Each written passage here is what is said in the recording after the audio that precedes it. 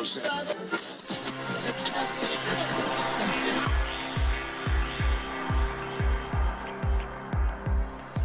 Hey, this is Leon Poe, man. You listen to Causeway Street Podcast. What's up, y'all? This is Kenny Anderson. Y'all listen to the Causeway Street Podcast. For all you new listeners out there, I'm your host, Joseph Pavone. I'm joined as usual by my two co-hosts. I'm Sean Dutra. What's up? Yeah, talk about walks yourself. on the bee. There you go. Joel Pavone. What up? I'm a Pisces. The most romantic. It leads off with that. The most romantic sign in all the zodiac. Oh, If you couldn't tell by my voice already. oh, Sexy. I'm the producer of this ensemble that we call Causeway Street. In case you missed it. Hey, Bill Walton here, Celtics 1986. You're listening to the Causeway Street Podcast. Yeah, come here for nothing but the truth. This is where dreams come true. Thank you, Boston, for my life. where are we going? You guys are such homers. It's your boy Terry Rozier. You're listening to the Causeway Street Podcast. Now listen to my boys Joe, Sway, Joel, and Sean.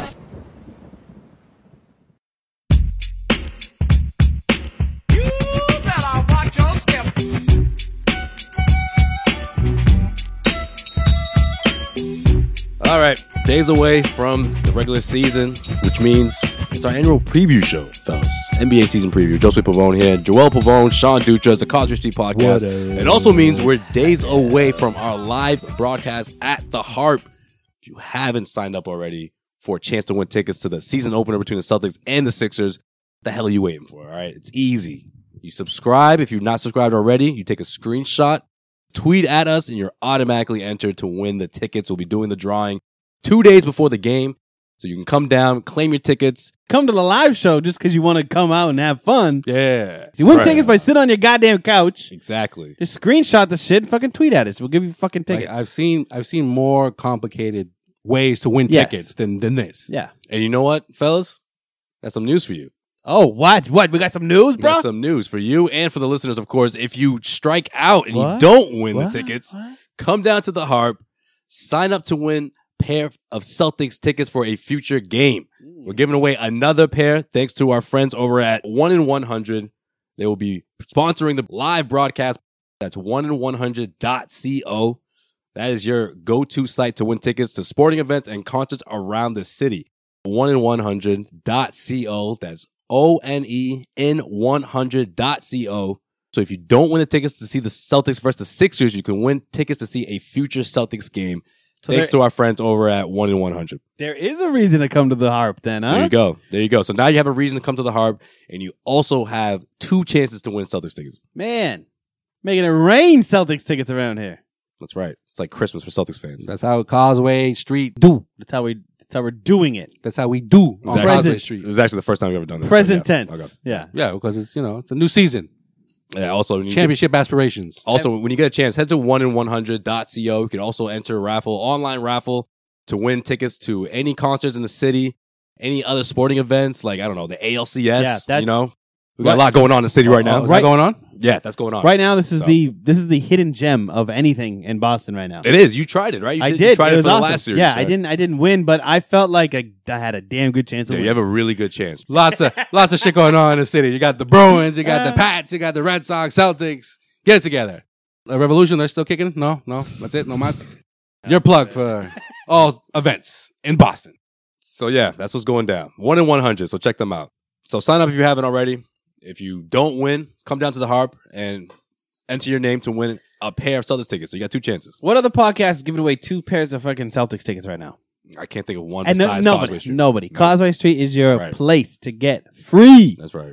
Celtics tickets. I mean, this is just the reward for our listeners, you know, for keeping up with us. Yeah, you know? you've This is how we give back to you. your ears have bled for 5 years now. Now Exactly. Now You've had to you get- hear Sean screaming and hollering and saying things that probably pissed you off, and now we're gonna wait, just me, make bro? up for that. You've said some stupid stuff too. Well, I don't scream though. You scream. You two scream. Yeah, me and Joel get into it sometimes. I scream occasionally. Yeah, that's true. You can't tell me RJ Hunter's not a better shooter than Devin Booker. If Tim wasn't Tim, That was you. you would never give me so much flack for that. But because Tim is such a big Suns fan, that's why you give me shit for that. I said he could be a better shooter. That's all I said. Oh, no, I said he's just as good of a shooter. I never said he was a better player.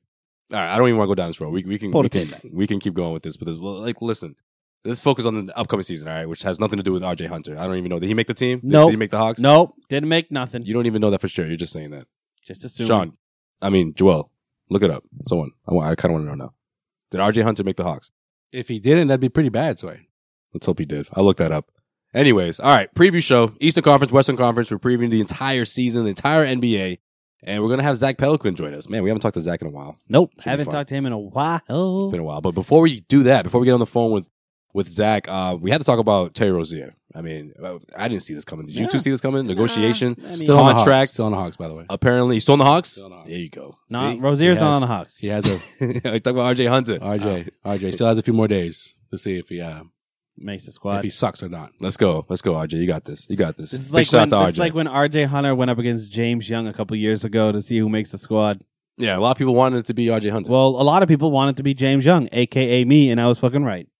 Remember when that was like the big talking point? Jesus. That was the biggest That was when thing our heading into lives. the That regular was when season. our lives sucked as a Celtic podcast. As a Celtics podcast. Can you believe it that they're cutting RJ Hunter? It was pretty much that and name an all-star in the league and let's bring him to Boston. Yeah. Oh, with Paul Millsap coming to Boston. Yep. Kevin Love's. Kevin Loves. Who else? Oh, Kevin Love was Jimmy like early. Butler. That was our first days. Yeah. First couple episodes. Anyways, Terry Rozier. The Celtics could reach a deal before the start of the regular season because there is a deadline for rookie contract extensions. What does that mean for this team? Does that mean Terry Rozier could be a trading chip? I don't know. What is this about? Are the Celtics going to commit, $14, $15, $16 million to a backup point guard? Is that what's going to happen? No, I don't think so. And I don't think they can. If they do, then Kyrie's not being re-signed. I think like right That now makes no sense though. Right now everything is candy canes and roses and unicorn shits and fruity pebbles and everything that's good about being happy is what's happening right now in the preseason for the Celtics. Like that's it. Everyone's going to be like, "Oh, of course I'll re-sign here." Danny's like, "Of course we're going to try to re-sign Terry. We're even negotiating right now." You know what I mean? Like Terry Rozier would be an idiot, an absolute idiot to sign any contract before the start of this season. Am I right? Or am I wrong? Not necessarily. Why can't it be both? Why can't they sign both Kyrie and Terry? Terry, Like if one of them is going to have to Terry- take a pay cut. Listen, a big listen, pay no, cut. no, it's Terry because if you sign Terry now, no, listen, he's a restricted free agent, right? Anybody can offer him 20 plus, Yes, next season. So why not 14 right now? because that's $14 million a year versus $20 million a year on a 3-year contract. You're talking about $18 million he's losing out on. But Terry Rozier, but if he agrees to it, who cares? If he's like, I want to be on this squad that much. Just hold on. No, okay, but That's what I'm okay. If Okay. he agrees to it, If he agrees awesome. to it, We got to steal. that's great. A hometown discount. If he agrees to it, and Kyrie walks, for example, bam, you have a fucking what you're saying makes complete sense. What I'm saying is that Terry Well, no, you Rozier guys are- is you guys not are saying the same signing thing, that though. contract. You guys are saying the same thing. Joel, you're saying we're that not. if Kyrie walks, you have that insurance, but what Sean is saying, it has to be either one or the other. And then you initially are saying that why can't they both be signed? Yeah, you're saying it's one or the other.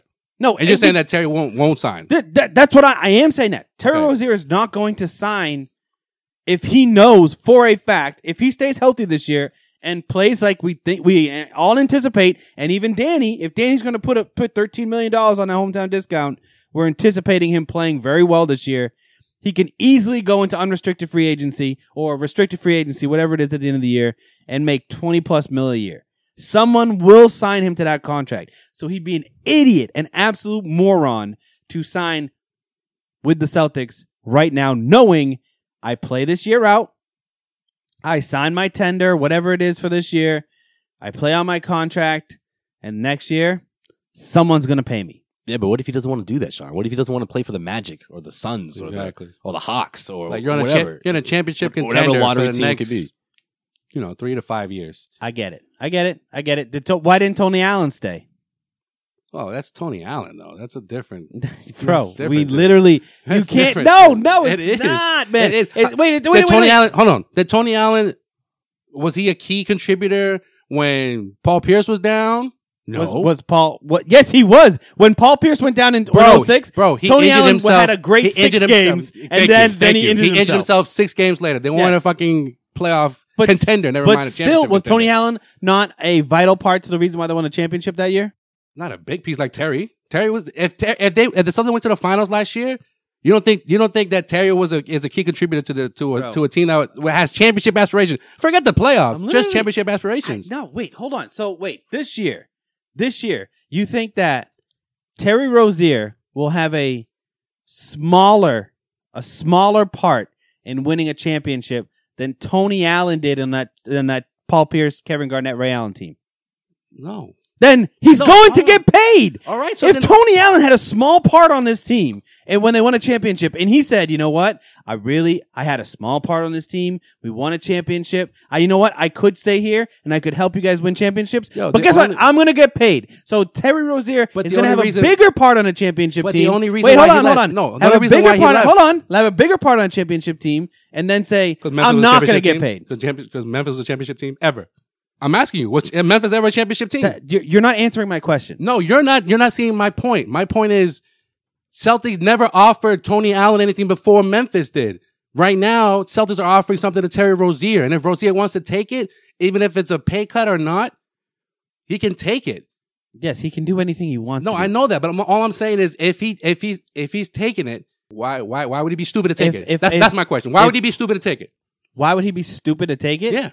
Why would he be stupid to take it? He wants to win, and he's not going to win if he goes somewhere else and gets more pay because you're talking about, like Sway said, Orlando is going to offer. When was the last time anybody you can remember took a hometown discount in professional sports?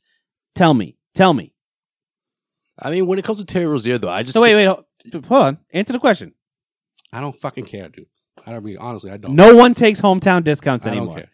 No one takes hometown discounts anymore. So all I'm saying is you're just assuming that he's not going to do it. I don't care either way. All I'm saying is if the Celtics are covering their asses on both ends because the Celtics like, what if we can't match? What if the Celtics can't match? That's what I'm saying. What if they can't match at the end of the season? I know. Of course you negotiate. All right. You try to get him signed right now. But you're comparing him to Tony Allen. Tony Allen was never a 6th man on the Celtics. Ever.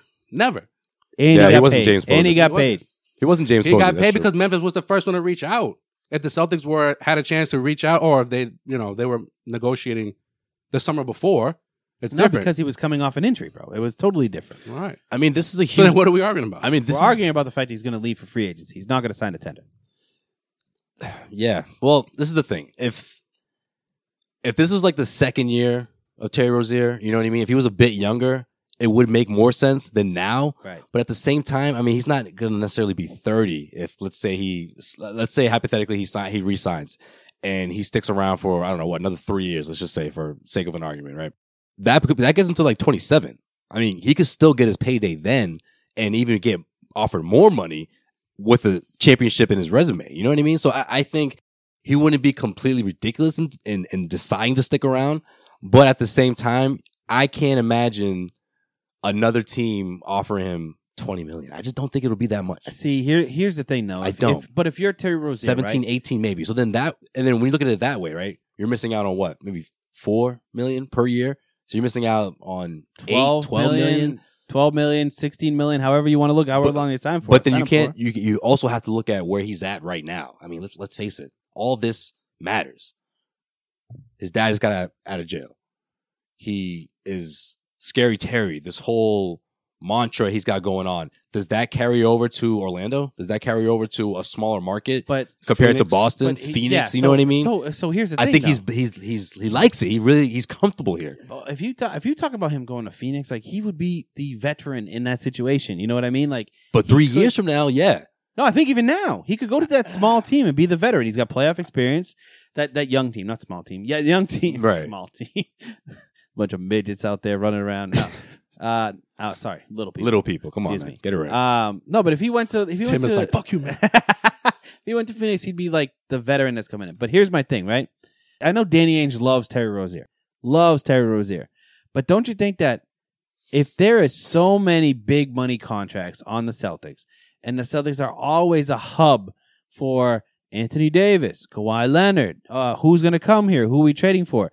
Don't you think if Terry Rozier deep down could pick his destination and be sort of the guy somewhere, he would jump at the choice to pick his destination rather than sign a contract in 2 years when you have a huge money crunch between Marcus Smart being on the books. Remember, they just signed Marcus Smart. Kyrie Irving, let's say they sign Kyrie and Terry in your magical situation. Then you have to figure out how you're going to sign Tatum. Then you have to figure out how you're going to sign Brown. You still have Hayward on the books too. Yeah, but you can Someone's going. You don't have to cross that bridge right now. I mean, Jalen is coming up, but listen, Tatum, Hayward, yeah, Horford. How long are you signing? How long are you going to sign Terry Rozier for? There's going to just said it for example, 3 years, third year is a player option. He says, "Oh, I see that Jalen's going to get paid, Tatum's going to get paid. Where does that leave me?" Plus, yes, he's going to get traded. But we're assuming too, and then that's probably another reason. Okay, I agree with you. Then that's another reason why the Celtics probably want to sign him for low money because he's a trade asset at the end of the day. Yes. So if Terry Rozier, whether he extends it or not, you're looking from the Celtics' perspective, which I agree with you 100%. Right. From Terry's perspective, it's like what we talked about last week with Greenberg. I mean, they just don't have that $14 million that they can plug in to match salaries to bring in a guy like Anthony Davis. From Terry's perspective, if he signs for less money right now, he would be a future trade chip. Which, why would he sign up to be that? Where Danny could send him to anywhere. Fucking imagine if he get a part of a New Orleans deal and Terry's in New Orleans with nobody. The same reason why Marcus Smart signed his deal, right? Well, Marcus Smart, truthfully, I know I'm a Marcus Smart guy, but Terry Rozier has a lot more leverage than Marcus Smart does. I know, but Marcus Smart. My point about Marcus Smart's deal is a tradable deal. Yeah, that's why. That's why they gave him the deal that he gave him. He really didn't have any other options, right? Because guess what? Exactly. Marcus Smart makes sense for the Celtics, but Terry Rozier makes sense for a lot of other teams. Exactly. So that's why I'm saying. My bottom line is Terry shouldn't sign anything right now. And I think as the Celtics fans, we're being a little bit greedy to say, "Hey, sign a 3-year, $13 million contract," where somebody out there would be stupid enough to give you, even if it's a 5-year, $13 million deal. That's still $26 million more is guaranteed. I say the Celtics should offer him. I'm not saying he's going to take it, but should offer him 3 years, $15 million. That's $45 million for 3 years. He'd be a little silly to take it, but I get. There's two sides. of the story. And another thing also, I think the timing of this whole thing is it's off. I mean, I don't see this deal coming together this quickly. Well, yeah, I mean, Celtics are not. If we're talking about this in August or even a month ago, they have a strong chance at getting something done here. But at this point, it's just too big of a decision to make within the next, 4 days. Well, maybe it's been going on all summer and we're just now catching wind of it. That could be true. Because, the Celtics are not known for giving rookie extensions. But I will say what I tell you. Restricted ones. Don't believe anything you say. Don't believe anything you say. I believe everything I say. I mean, that should be your mantra. Don't believe anything you say. Don't believe anything you hear right before the season starts. No, but that's not coming from Terry, though. That's different. You're talking about Kyrie. Doesn't matter. Like Kyrie. What's Danny going to say right now? All right, so then, of course, trying to sign him. Yeah. All right, so then let's talk about Kyrie and his verbal. Does that change anything? Your opinion on what if Kyrie's going to be here long term? No. Okay, then. So then, what has been my biggest point about Kyrie the entire time? You're afraid he's going to get injured. It's not the fact that Kyrie won't sign here. It's the fact that Danny won't sign Kyrie. All right. So then, if you sign Terry now. If you sign Terry now, then guess what? And Kyrie bounces. Kyrie's out. That's why I don't think the both of them can coexist. I don't think the money works. I don't think the playing time works. I don't think the investment works. I think if this was any other squad, this is just me. Any other squad, Terry wouldn't consider signing. Yeah, and you know what? Because it's the Celtics, though, and because of what he's done and and how the team has been put together, he's like, I want to be a part of this. I've been a part of this shit since when it was just Isaiah and nothing else. And when no one believed in Terry getting drafted by Danny, everyone's like, what the hell is Danny thinking? Another guard? Right. And he ended up being one of Brad Stevens' best players in the postseason. But I will say this. What bench is going to have two players on it that are making between Marcus Smart and this potential deal you're talking about with Terry Rozier? The Warriors. That's $30 million. I get you, but maybe the Celtics can't do that. But maybe the Celtics for the next few years won't care about luxury tax like the Warriors do. They're paying Livingston how much? They're paying Iguodala. He's in the high teens for a backup. I don't know, man.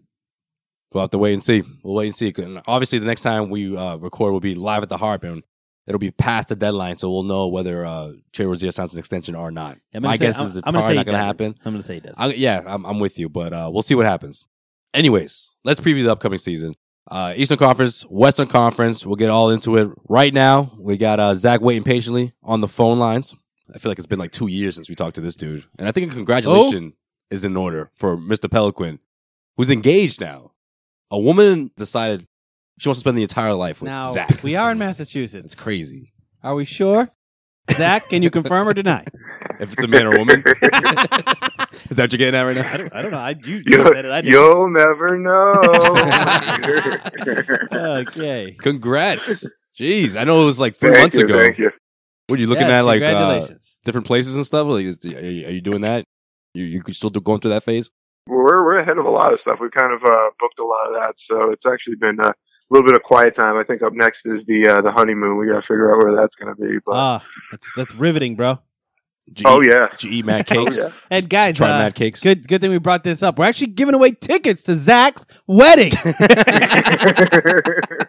That's right. Follow us on You Front row. You and 10 of your best friends get to go and see Zach get married. Special winner gets invited to the bachelor party. You'll be on Zach's family side of the church. The Causeway Street table.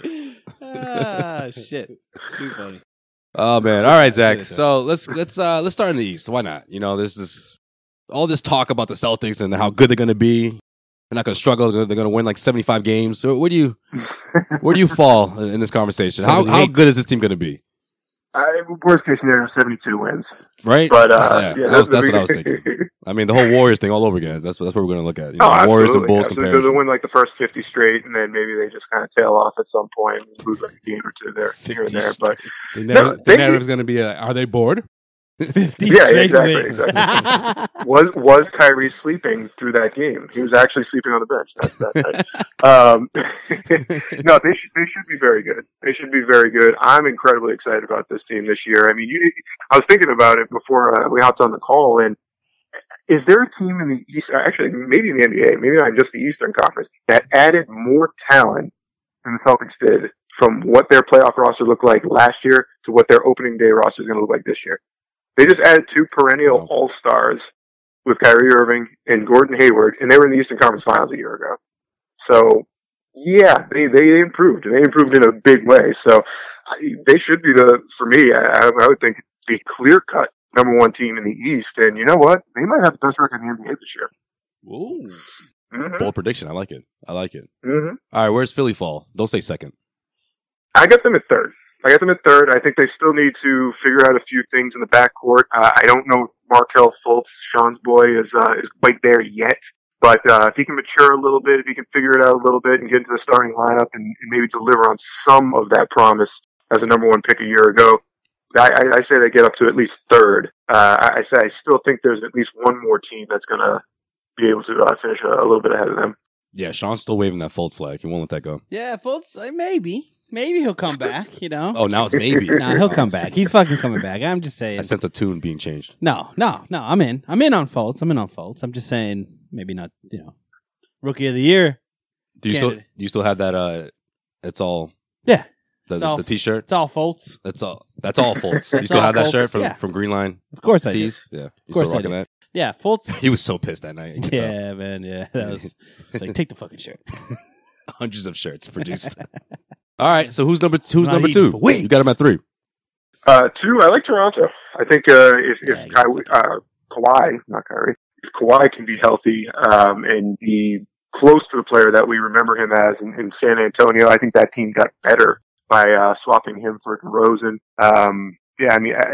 They were the number 1 team in the East last year. I think they're still a very strong team this year. And, Leonard in the East, there's going to be a cakewalk. There's going to be a lot of easy nights for these teams at the top of the East with a very, very weak bottom half of the conference. So I like Toronto. I think they'll be the 2 right behind Boston. And then, like I said, Philly rounding out that top 3. Okay. So you got Boston, Toronto, Philly. Who's that mystery 4th team? Because I think after those 3 teams, it can go either way, right? For a lot of people. Who's the sleeper? Can I guess? Give me a can I sleeper guess team. who his sleeper is? The Pistons, huh? Zach, you still riding that bandwagon, huh? I see Philly moved up on your list this year, huh? How bad were you sweating for like the first 3 months of the season last year when they were like in second in the conference? Yeah, I was, but and Brooklyn was 10th. Yeah, I was quiet. Yo, off air, you actually admitted it too. You're like, yo, if the Pistons are still relevant in February, because I'm never going to hear the end of it from Zach. Oh, man. Yeah, give me a super squad. I like Milwaukee this year at 4. I like them at 4. I think Giannis is. I think he's got an MVP in him this year. I think he's got an MVP in him. I think he runs that team right up to 4th, gets them a home seed, and I think that's going to be a very dangerous team come playoff time. My big thing with Milwaukee is, can they maybe squeak out a deal to get one more stud player? We heard some rumors about Chris Middleton bouncing around the idea of possibly trading him. To see if they can improve their star power, but we'll see what happens. I like the Milwaukee team at 4 though, and in the East. Yeah, see, for me, I feel like they have to add to those guys. Like, I like Middleton for that team, especially if he's healthy. You know, we saw the difference what he does for that team when he's healthy. You know, in comparison to the years where he missed so many games. But another person that a lot of people are not talking about is Brook Lopez. I mean, Brook Lopez, if he's healthy, that's legit. No, it's not. What do you mean? What do you mean? Why are you looking at me like that? Brook Lopez? What is this, 2007? Yo, for a 4th option? What do you mean? Yeah. For an offense that can use all the offense that they can get at this point? Because think about it. Who else is going to score for that team besides Chris Middleton and obviously Giannis? Like, yeah. And I guess you got, Drew Bledsoe going in there. Are you higher on Brook Lopez on the Bucks Eric, or man. Dwight Howard on the Wizards? Brook Lopez on the Bucks. That's ridiculous. Why is that ridiculous? That's just a ridiculous statement. I don't know. Well, all right. Well, give me a Brook Lopez stat line then. If it's so ridiculous. Brook Lopez stat line this year, 14 games played. Oh, okay. I see what you're saying. Yeah, well, and I mean, he said if he's healthy. Though. He said if he's healthy. That's sure. I don't know. I feel like the Bucks are always going to be that middle of the pack kind of team until they do add another. They need to add star. else. Yeah, like a star quality player. He can't win by himself. I think the Pacers have a better squad than the Bucks do right now. To be honest, truthfully, really, yeah. This is the team that took the Celtics to 7 games, though. I understand that, but everything is predicated again around Giannis. Can Giannis take that next step? We don't know because it's the same exact squad, and we don't know who their new coach how he's going to play into the whole equation. All right, well, let me ask you this then: which team got better during the offseason, the Bucks or the Sixers? I mean, that's the thing. Like they actually got better with the moves that they made. The Sixers, who do they have besides Wilson Chandler? All right, so then other than Lopez, who else do you feel like can make a legit impact for the Bucks? Well, first of all, Giannis is. I still see upside in Giannis. So that's works in their favor. He just has to be more consistent. But the Bucks don't have shooters, and if Giannis developed a 3-point shot over the summer. Maybe that makes a difference. Well, see, that's the thing, though. That's why I think adding offense, like for a guy like Brook Lopez, and look, I'm not putting him in that category like Zach said, trading for a superstar or whatever. He's clearly not that, but he's a solid, 13, 14 points a game. I mean, that gives him a boost. Essentially, you just replaced Jabari Parker, right? Not really, because Jabari Parker was very inconsistent, and there's a reason why he didn't see minutes in the postseason as much as people expected him to. Injury prone. So again, if Brook Lopez stays healthy, then yeah, I can see him, like you said, 13, 14 points. Guys, here's the thing: Brook Lopez, Jabari Parker, 4th options are not going to make you a playoff contender or put you over the top, right? I mean, let's be honest. In this weak Eastern Conference, I mean, it gives you a boost. It puts you in a position where, like Zach said, you get home court. They didn't have home court. If the Bucks had home court against the Celtics, I don't know if the Celtics get out of that series. But you asked if... Actually, you know what? No, I'm going to flat out say they don't get out of that series. All right, so then you just asked who had a better offseason, the 76ers or the Bucks. Yes. But if the 76ers are still the same, pretty much the same exact squad, they were better than the Bucks last year, and adding Brook Lopez doesn't make them better than the Sixers. How do they look in the playoffs, though? Because they don't have a closer. That's always been my thing about the Sixers. There's no closer. Same thing with the Bucks. A guy. Giannis is not a closer? Giannis is a closer top 10 player. In a different way than, again, they don't have shooters. They don't have. You're not gonna depend on Bledsoe. You're not gonna depend on Middleton. Yeah, you got Chris Middleton, who shot nearly 50% throughout the series against the Celtics. He was on fire. Yeah, I think if Milwaukee can find a way to get Jimmy Butler, then we have a different story. Yes, exactly.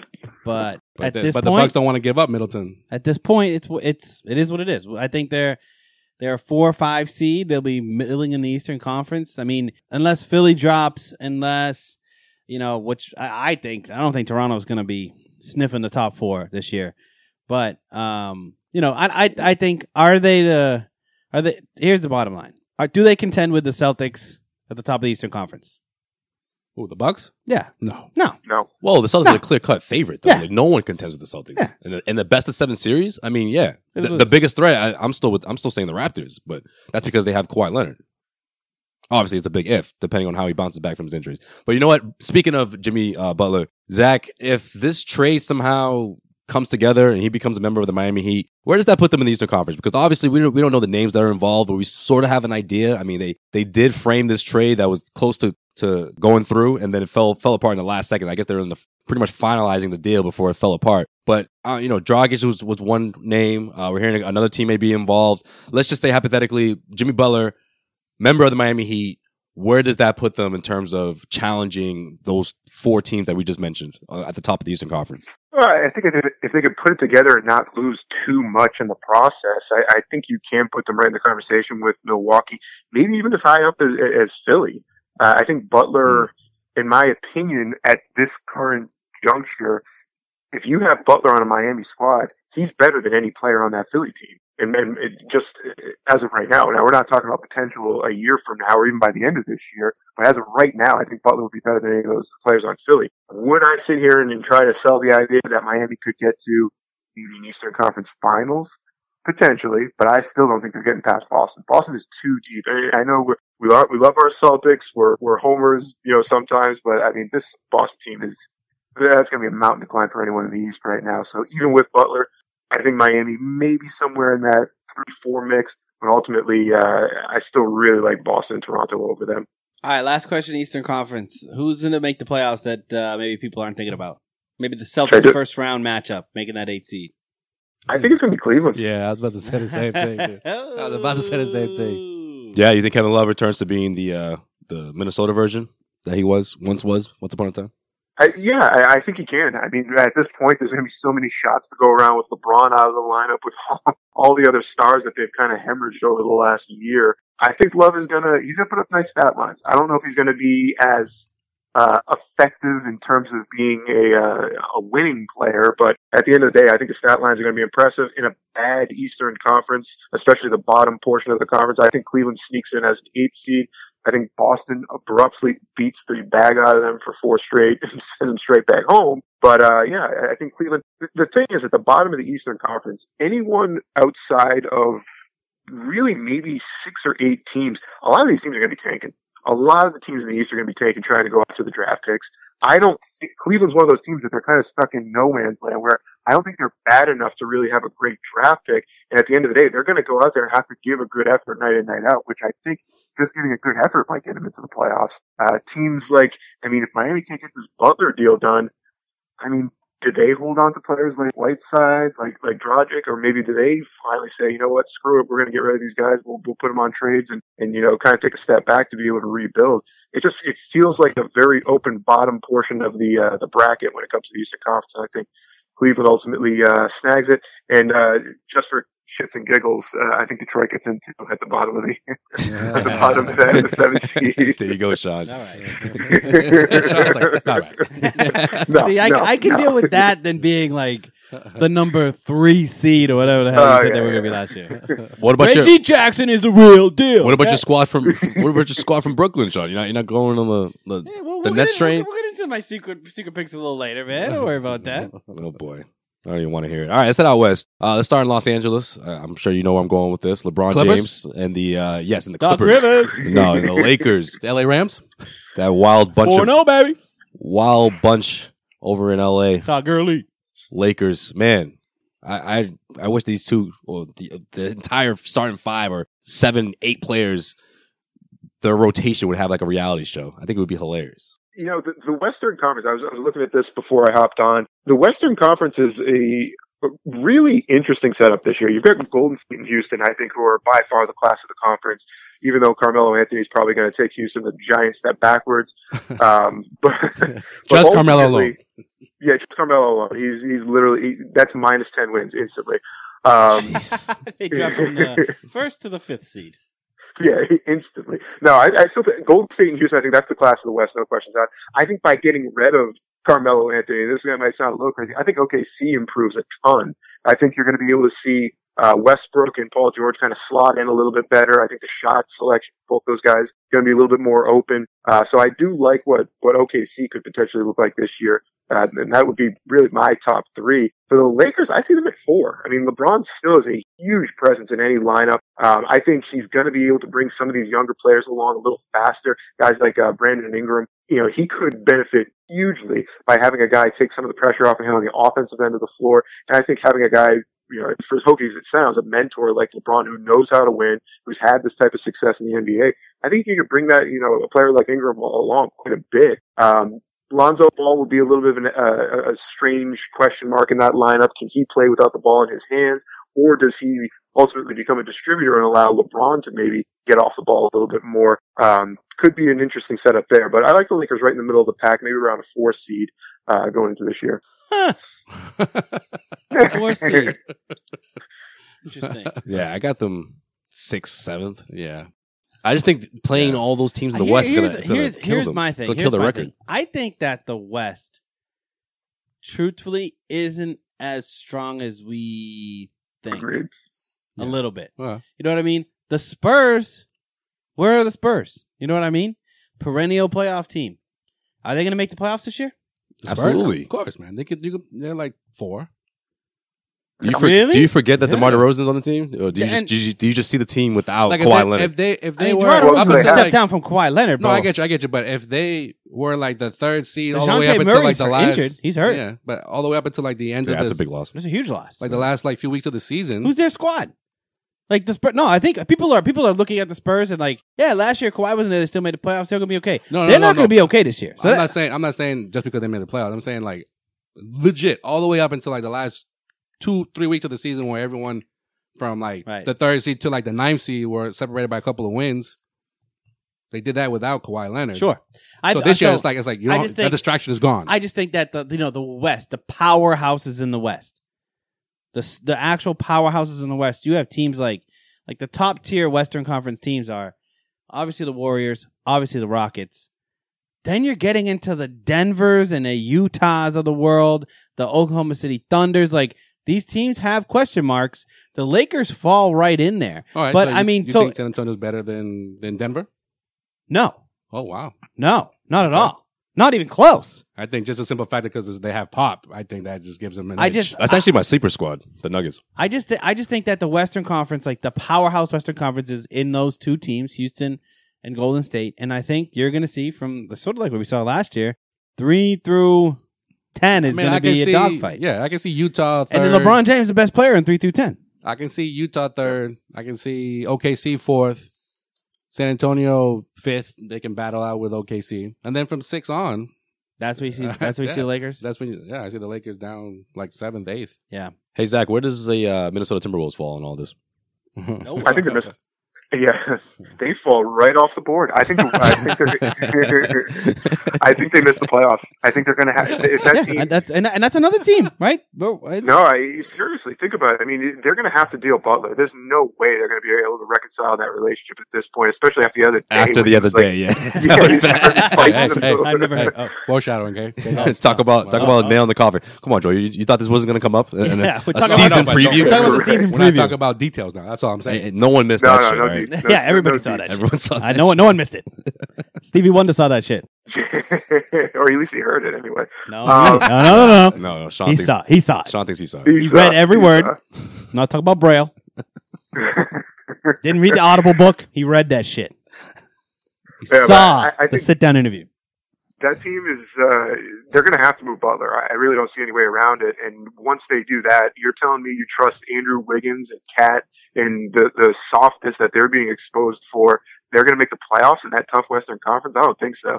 I mean, it does depend on what they get back from Butler, but I would assume they're going to be looking at future pieces, whether it be picks, whether it be, young players or something like that. It's that team took a big step back with this offseason, and I think, unfortunately, with Butler likely going somewhere else, I think they're almost semi back into a rebuild at this point.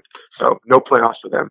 Do you see another team swooping in there and making an offer for Butler, or is it sort of like Miami or nothing at this point?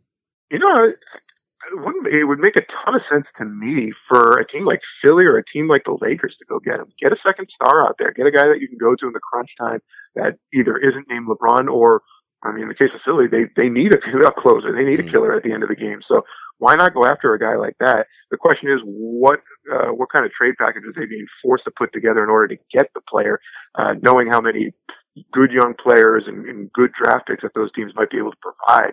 I think Philly, I mean, imagine that. You put Jimmy Butler on that team and you can hold most of what they currently have on that roster. Yikes. Yeah, see, that's what I was thinking when Kawhi Leonard was up for grabs. But then, you know, I think what scared them off was obviously his contract. I mean, he can just leave next summer and all of a sudden you're left with nothing. So I think the future's gone. The future's gone, right? You'd be sacrificing, if I had to guess on top of my head, a Sarge or Picks or something like that, right? Because they're not going to dangle Simmons or Embiid, obviously. So I think that's probably, Sarge would be the centerpiece of the deal along with Fultz, other assets and Fultz. Yeah, Fultz would have to be in there. Like, hey, just take a chance on him. He's going to develop.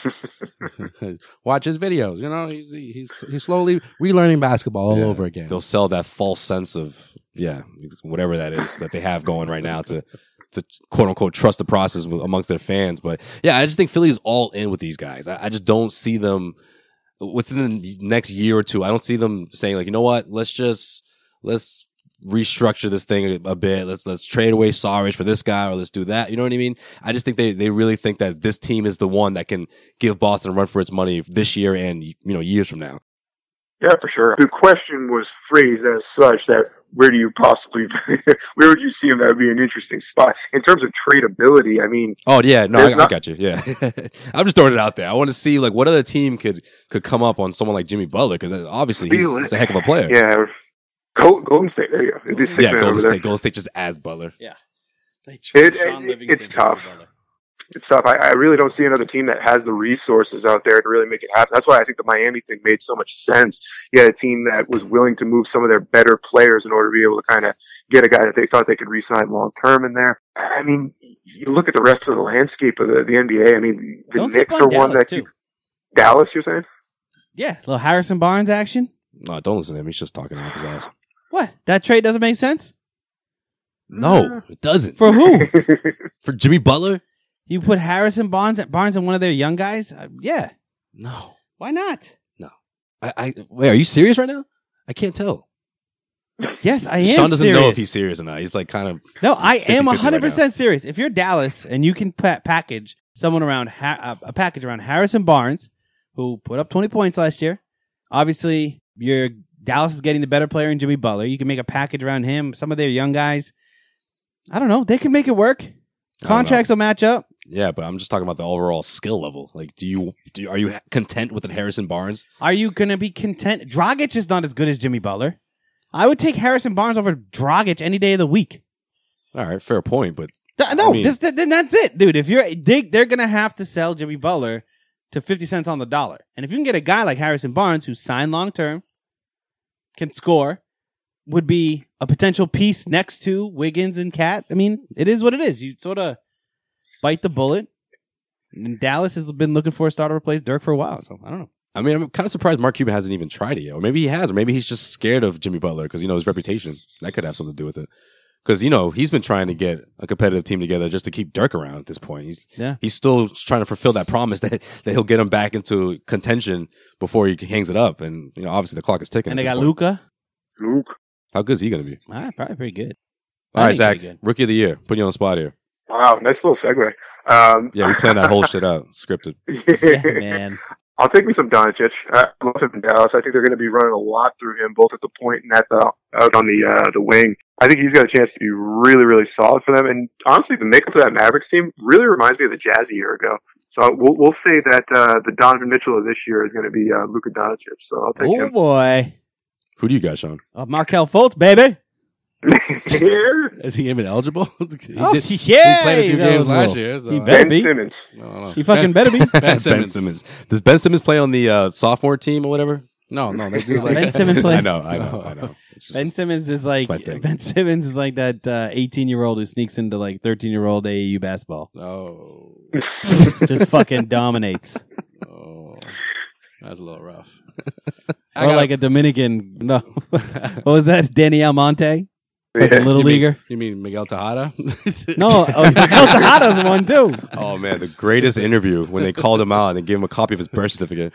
He was just like, "Oh, this interview is over." What did this? What is this? Where'd you get this? Where'd you find this? I'm from the Dominican Republic. That was the last time you saw Miguel Tejada on TV. I know 2 things: how to catch pop flies and slap ass. Come on, good game, slap ass, man. Hey, good game. Get some slap ass. Yeah, Dad. Yes, man. Good game, slap ass. No, I got Joe, who you got? I got a random for Rookie of the Year. Rookie of the Year. Rookie of the Year. I don't want to talk about it. I like that. I like this dude down with the Hawks. Really? Yeah. Trey Young? Trey Young? You silly son of a bitch. That would be a big surprise. Trey Young I like is... Ooh, really? You like him? Yeah, I like Trey. Really? Yeah. I think he's garbage. I mean, he's gonna be the go-to guy, so he'll get his opportunity. He'll get some. He'll get his highlights and he'll get his points. Okay, so I he'll love get Bagley. points. Marvin Bagley's my guy. Yeah, he'll I get like him. points, but he'll shoot about 24% from the field. Like he'll score like 25 points on. So like that matters because Simmons didn't get his. What did he put up? 30% from the field last year. I don't think Trey Young's gonna come close to averaging a triple double. Wow. He's gonna have like 1 assist a game. Yeah, no, Trey Young's garbage. I would actually, Bagley. I think he's the best player in the draft. Bagley could definitely take it. I just think it's gonna be hard on that Kings team. It's so dysfunctional. Like they're gonna mess him up, bro. Like I just don't see how. I just don't see how he's gonna come out of this good. Like he got drafted by the Kings. I don't know. You know who I do like actually, which is strange, that it's a New York Knick, but Kevin Knox. That's his name. Yeah, Knox. Kevin Knox. I know his last name's Knox. Maybe Kevin. You know what the fuck I'm talking about. Yeah, I got you, man. Balling in the summer league. Looks like from Kentucky. Has a little bit of like Blake Griffin-y look to him. Like has that bounce. And the Knicks suck. So I think he'll get a lot of run too. So I wouldn't be surprised if he takes the Rookie of the Year. I want to see what Michael Porter Jr. does. Talk about my sleeper team. Like well, the Nuggets. That's what I'm saying. I can't wait to see how this team looks. You got Isaiah Thomas and Michael Porter. Michael Porter Jr. I almost said Michael Porter Williams. Like Michael Carter Williams. Yeah, Michael, I figured. Michael Porter Jr. Now coming off the bench. That's a solid bench. What do we see out of Isaiah, Zach? Isaiah in Denver, I'm going to be really anxious to see how he plays next to Jamal Murray in that backcourt. Because Murray comes off to me as a ball-dominant guy, and if Isaiah's playing off the ball, I mean, it's a delicate situation being able to get him to let that ball. I mean, we saw it here in Boston. He's at his best when he's driving towards the hoop or he has the ball in his hand. So we'll see how that meshes. If it meshes well, and either Murray or Thomas can play off the ball a little bit more, that could be a pretty good backcourt. There could be a lot of points scored between those two guys. Yeah, so don't sleep on Gary Harris too. Gary Harris, yeah, too. Fantastic.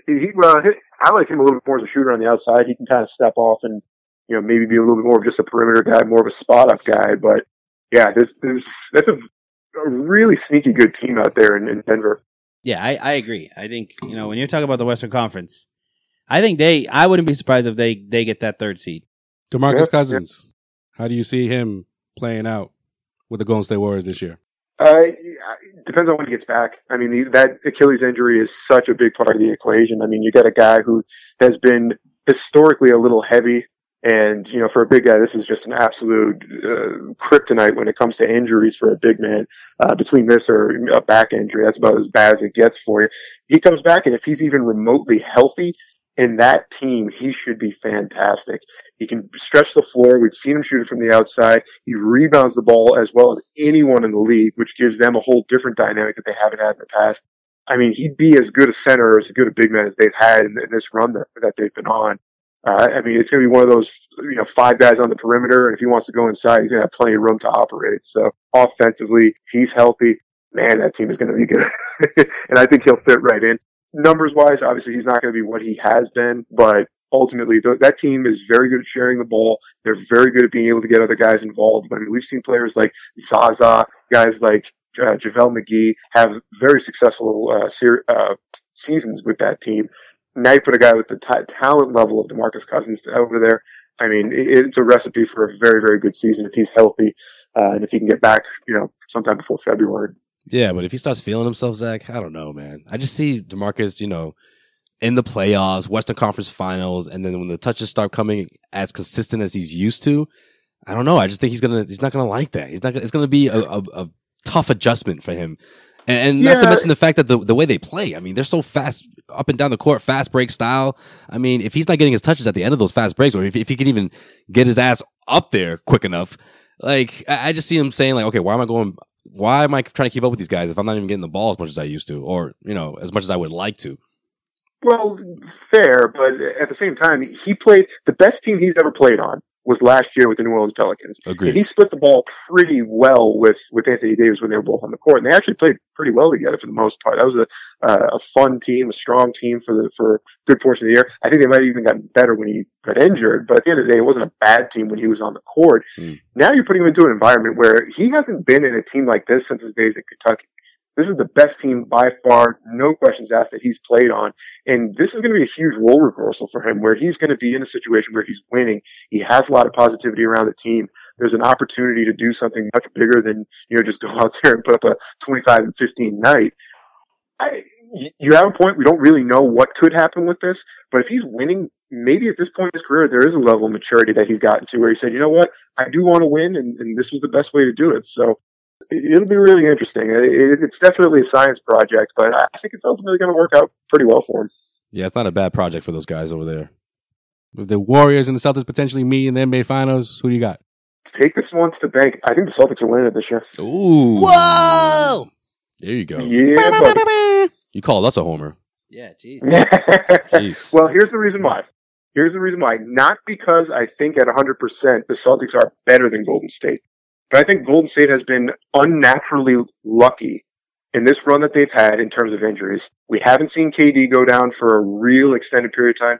We haven't seen Steph Curry go down for anything too serious. I mean, we've seen him miss maybe a couple of weeks at a time, but not really even more than a month or so. And Klay Thompson's been pretty much available the entire time that they've been on the court. And the same thing for Draymond Green. At some point, the numbers ultimately lead you to believe that there is going to be a time where they have an injury and something that doesn't work to their advantage, which is why the DeMarcus Cousins signing really did kind of help them out in that factor that, you get that player back. So even if somebody does get hurt, you still have four other guys that can ultimately pick up the slack. But I think they're going to lose a key player this year. And I know it's kind of a strange thing to bet on, but I think either KD or Curry or Thompson goes down. I think something is going to maybe go a little amiss on that team. So I think Boston, when they get to the finals, they take on a weakened Golden State team and they win the thing in 7. Boom. I've thought that too. I'm like, something has to go wrong here because this run has been going on ever since they had they got Kevin Durant. Everything's it's just been so easy for them. But also, I just feel like if you look at we talked about this 2 episodes ago. If you look at the history of teams throughout their dynasties, like it just seems like this is sort of the year where things don't go as planned. You know what I mean? Like you think of those Lakers teams of the early 2000s, or even the San Antonio teams. Whichever era you're looking at. I just feel like, after 2 or 3 years with those guys, like something just seems to sort of like, those deep playoff runs start to take a toll on them. Maybe we're going to see the same thing this year. Oh, we're going to for the Warriors. We're going to see it. I think that's why they got DeMarcus Cousins. This is their insurance policy. Well, I mean, it's also a contract year for him. So I think a little bit of what Dutra has said in the past and what Sway is saying in terms of like what kind of DeMarcus Cousins are we going to see. It could be a little bit of both. Right. But what Zach is saying too, if someone goes down, DeMarcus is like, oh, here it is. Here's my moment to shine.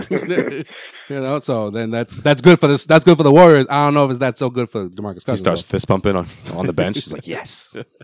Yeah, I still think I think at the end of the year, like you're gonna see the Golden State Warriors being the best team, hands if healthy, easily the best team in the NBA. Easily the best team in the NBA.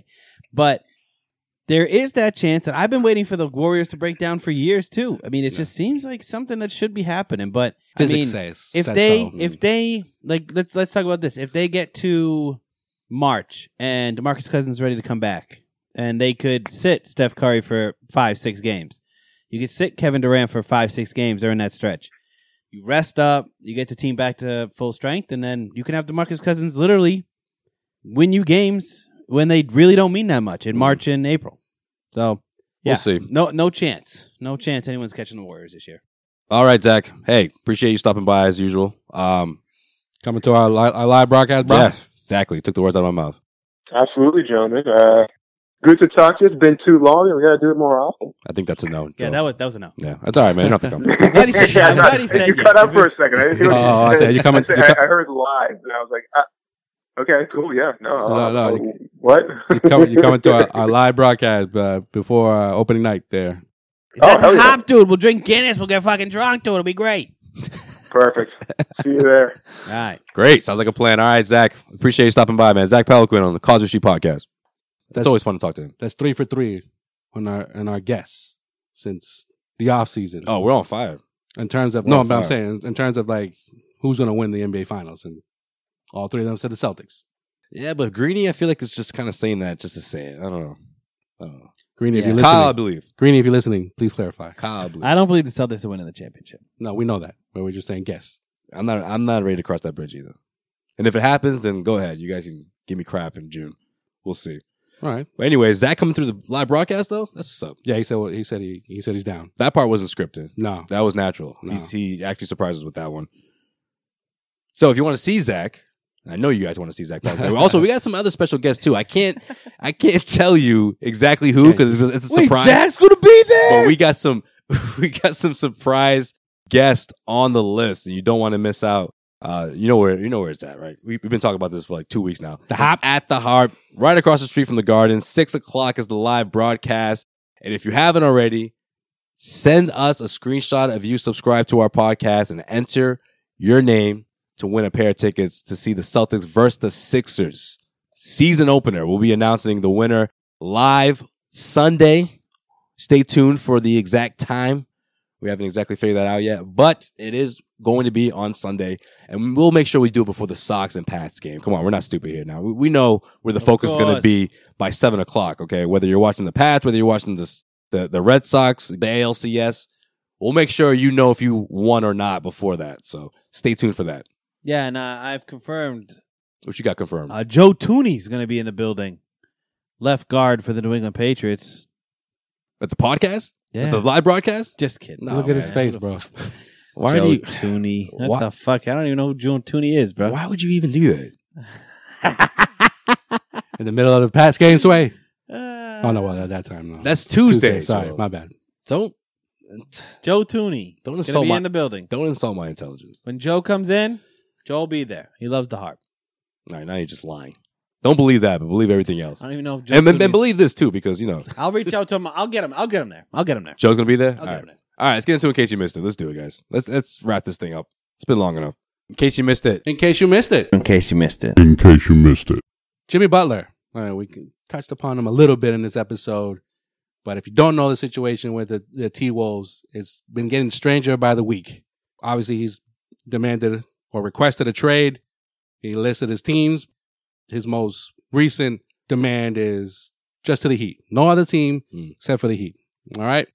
Now, apparently Tibbs, that's Tom Thibodeau. Yeah, we know not Tibbs. Thibodeau, right? Thibs or Tibbs. Tibbs? No, I still call him Tibbs, but anyways, he's the coach and the GM, and apparently he's been driving the price really high and trying to trade Butler. He's because he's pissed. He's fucking pissed. He wants to hold on to him. Yeah, reportedly he's sabotaged the deal with the Heat that was in place. Really? Yeah, he was said, discussing. He feels the way Sean feels about Yeah, Dragic. He's like, he was Dragic? The fuck is a Dragic? I'm not. Yeah. That's like if Sean, not trading away Butler for awful. Dragic. No. If Sean was in charge of trading Marcus Smart, he'd be like, "Man, I don't know, guys. You really want someone that's been punching picture frames and getting into situations on Instagram with side chicks. I don't know, guys. I don't think Marcus Smart is the guy for you when he's supposed to be making him look good. I forgot about that. That's what Tibbs is kind of doing right now with Butler. Instagram model. Forgot all about that. All right, we know Butler's like It health. happens. We know Butler's You speaking from experience, Sean? his health. That stuff that's in question, right? In the last few years. No comment. No comment. Yeah. Nothing. Yeah. His face is just Well done. all right. I don't know what the fuck you're talking about. Sliding in the DMs. Anyways, while the T-Wolves, the higher-ups, they want Butler gone, Tibbs is doing everything in his power to make that not happen. So, what happens now if you're the Minnesota Timberwolves? You're going to make Butler practice, right?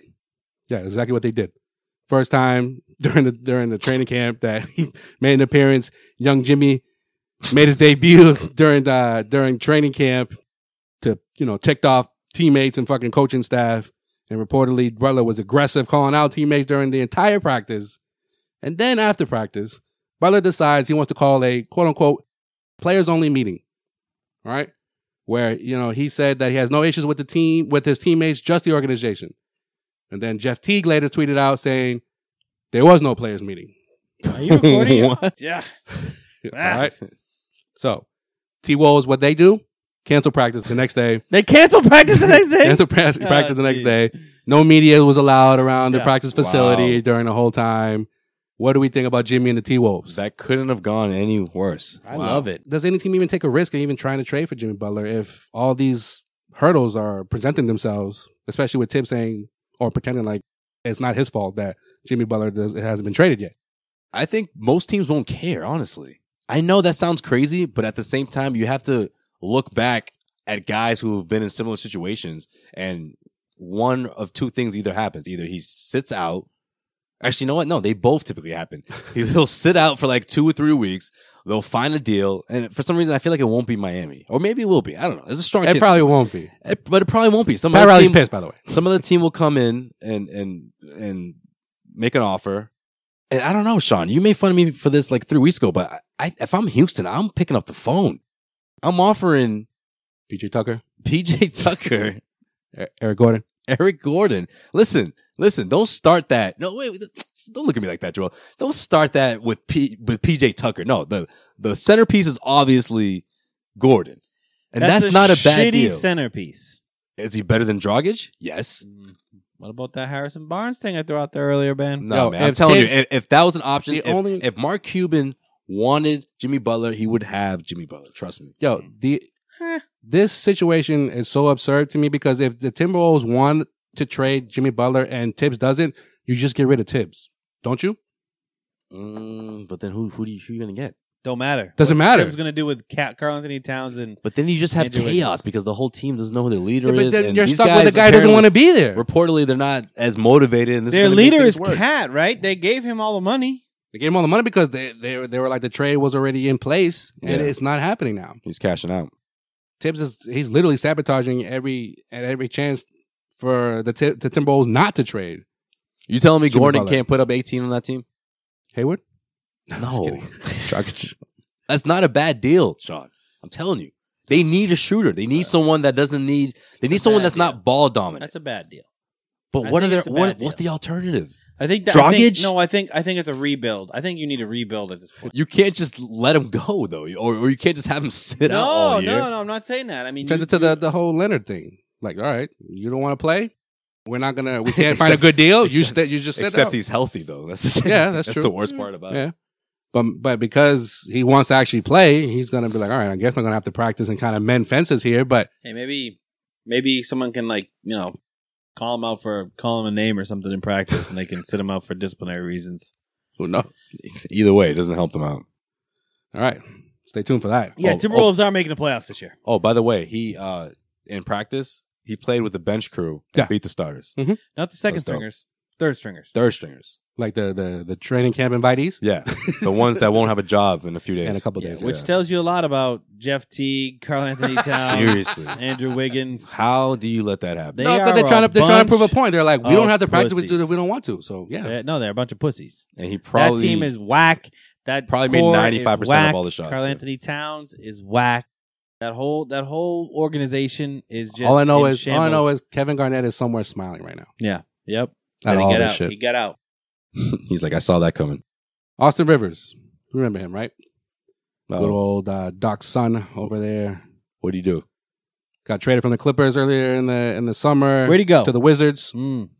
And Mr. Austin Rivers isn't happy that all the attention in the East is going towards the Celtics and not the Washington Wizards. Really, Austin? Okay. Yeah, All right. I think I saw this. Did he drop an N-bomb? No, he dropped an F-bomb. Oh, okay. Yeah. Yeah. What? Where'd you get that from? Did And Sonky did? Yeah. Yeah. Oh, I didn't see it. Yeah. So I'm read what he said. And I quote: "I think we're heavily slept on. Team's been in the playoffs the last 5 or 6 years. Then going on this year, you add me, Dwight Howard, Jeff Green. Did you really just say that? And nobody seems to talk about us. Yeah. So I just think that we're heavily slept on, but that's fine. At the end of the day, nothing really matters until the season starts, and we set the tone for ourselves. I get the hype of a couple of other teams, but I think we have a chance to compete with the best of the East." Yo, this dude wouldn't even be in the league. If Wait, it wasn't when for did he his swear? dad. His dad saved his career. My next quote. All of a sudden, When he's asked- like he's an important piece to a championship contender or a conference Now contender. your dad traded you. Yeah, I know. Right? Yeah, but 3 years ago, if his dad didn't trade for him, he would be out the league right now. He wouldn't even be in the NBA. When asked about other teams that are being quote unquote slept on, he says, "Nobody seems to talk about the Pacers because everybody's so fucking gassed up on the Celtics and the Sixers, and rightfully so. They're both talented teams, but Indiana's just as good as both those teams, and I think we are in the same situation." End quote. Well, that's not true. Marcus Morris gave him a shout out. Marcus Morris said that's his sleeper team. It's the Pacers. So lies. You're lying, Austin Rivers. About his own teammate? Yes. Oh no, Marcus Morris. You said No, I'm talking about Marcus. No, not Marcus. Okay. Maybe you are talking about the other person. Oh yeah, conspiracy theory time. Glad you caught that. No, see, this is the problem. No, this is the problem. No, seriously, no, not about that. The problem is Marcus Morris is playing for the Wizards. oh, that's sabotage. No, the problem is people can't get over the fact that they're just sleeping on the fact, I should say, that the Celtics were that close to getting into the NBA Finals and didn't have Kyrie and Hayward. Like, and listen, Hayward aside, I get it. We don't know what Hayward's going to look like. He hasn't looked that great throughout the preseason. But just adding Kyrie to the mix makes all the difference in the world. Meanwhile, what, you going to tell me the Wizards got better because they got a Dwight Howard and an Austin Rivers? Jeff Green, forgot. Oh, yeah. Yeah, Jeff. I don't know if you know this, but NBA Jeff finalist Jeff Green, okay? Yep. Yeah. Yeah, he went off. First time in his career. He went off in in the NBA Finals. Went last off year. in Game 7. Yep. Shout out to him. And Game 6 too, fucker. Yo, like, stop crying about it. I'm so tired of everyone, not everyone, but like guys like Austin Rivers and Tristan Thompson, like, yeah, of all people, right? Like, just crying about they're not favored to win the East. Like, what did you expect going into the offseason? The Celtics were the favorite to come out of the East the moment LeBron James left. Like, get over it. The Wizards were the 8th seed and got fucking knocked out by the Raptors, who got shitted on by the Cavs. So you tell me, how are the Wizards supposed to be talked about? Yeah, the Wizards have snuck into the playoffs like 4 out of the last 5 years as a 6, 7, 8 seed, like in the Eastern Conference. Yeah, you're not a good team. Well, like if you're staying should have held on to Paul Pierce. 6, 7, and 8 seed, then just in the East, the fuck out of here. Snoop Dogg, my homie.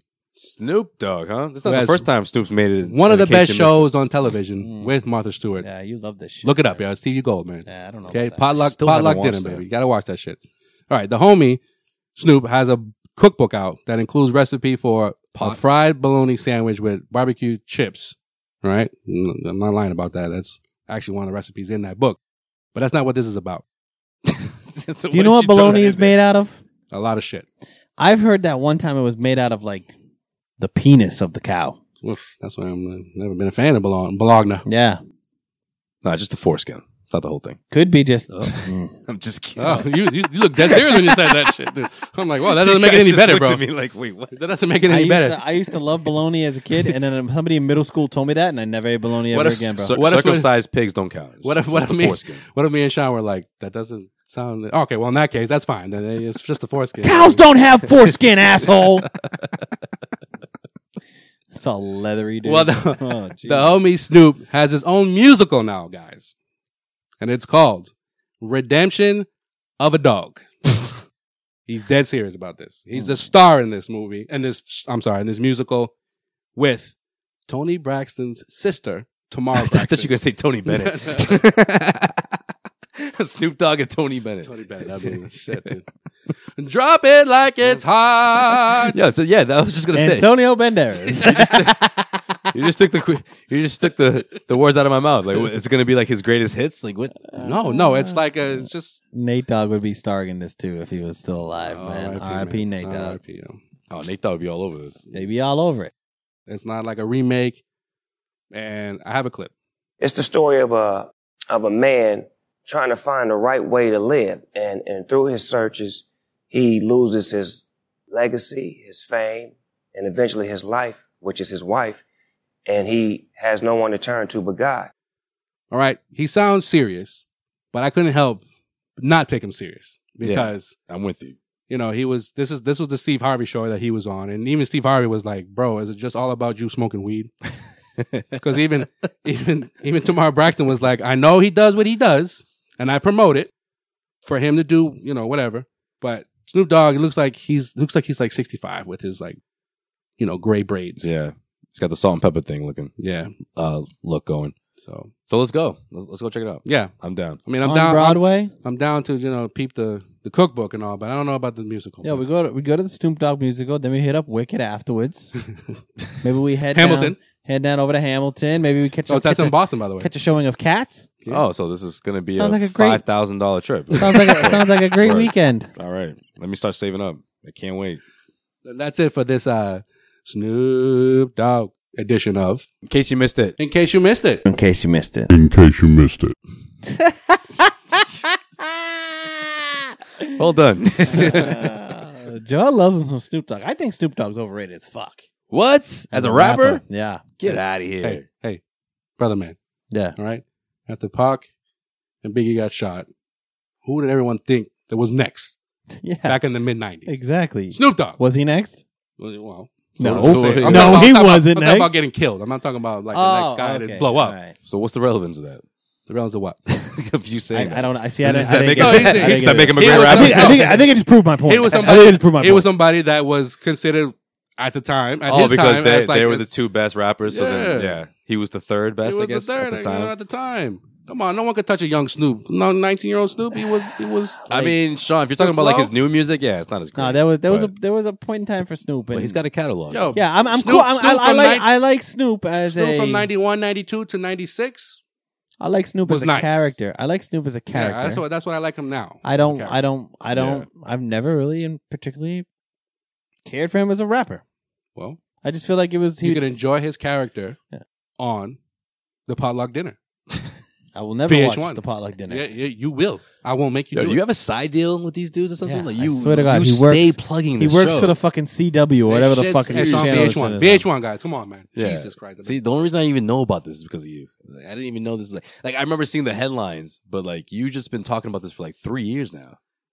It's been 2, but See, you know exactly Two how long seasons. it's been. 2 seasons. Yo, I had to sit through a lot of Martha Stewart fucking living shows when I was fucking. But that's just it though. When you first hear that, like my mom Martha used to Stewart, always rock Martha Stewart. and Snoop Dogg together in a show, you're like, whoa, that's gonna be awful. But Yeah, there was a it point- works. There was a point in the early 2000s Older where- people like Snoop. That's true. where it went. We had one TV in my house. My Weed is mom more would- accepted now. Mom would be watching it. It went fucking Martha Stewart to Oprah to Dr. Phil, and that was just the lineup. That was the daytime and lineup. then 6 o'clock news came on, bro. And before that lineup, now she's doing were a you watching show. Wheel, were you watching Wheel of Fortune? No, not Wheel of Fortune. Price is Right.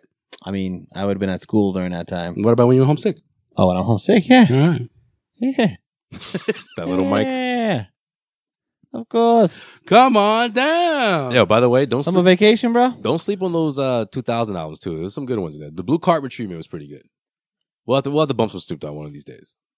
That was a good No, album. I'm saying about that. That's those are his the prime mid-90s. years. Dropping like it's hot. Get the fuck out Mid-90s. of here. That Very song good. was not even the best song on there though. That's That a good song album. sucks. Yeah, I want to play some Snoop right now. Actually, right after we get out of here. All right, I'll bump some Snoop. Bump some Snoop.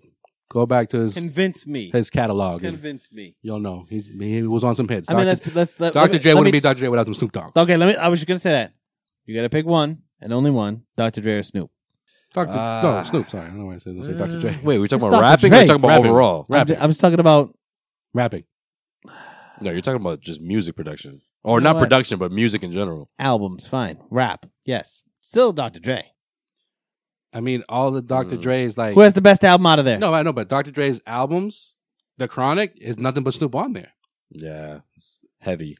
That's heavy Snoop. Chronic and the second one, 2001. He knew he was like, if I'm gonna be dope after the NWA, post NWA, I need someone like Snoop. Yeah, but you got to pick one. Pick Dre or Snoop. That's it. Snoop. I'm going Dre because I can't not have those Dre beats. I'm Dre's also made going some of Dre the as best well. I'm best also going beats. Dre. Without Dre, you don't get Eminem. Without Dre, Yeah, that's what I'm saying. But Like, I said rapping wise. Sure. But I mean, great. Snoop's dealing with Martha Stewart now. Snoop. I'm just saying. But Dre's Snoop, finding talent like Kendrick Lamar. I mean, it's what it is. It is what it is. I mean, they went different paths. All right. But let us know what you think. Hit us up on Twitter. Tweet at us, Snoop or Dre. And also take a screenshot of you Snoop's making subscribing to us as well. Yeah. iTunes, and you enter your name Stitcher into our contest to win tickets to see Celtics versus the Sixers season opener. Guys, we're pretty much here, baby. Regular season. Next time we'll talk to you will be live at the Harp. Check us out. Come on down, and you have another chance to win a pair of tickets. Thanks to our good friends at 1in100.co. Bada bing, bada boom. Until then, we up out of here. Oh, At also, Causeway Street real on quick, Twitter. I don't hate Snoop Dogg. I just think he's overrated. No, I got you. Before everyone starts saying that stuff. Before you get the hate tweets. It's too late. Man. It's too late. Too late. All right, bye. It's over. All right, It's over. I fucking hate Snoop.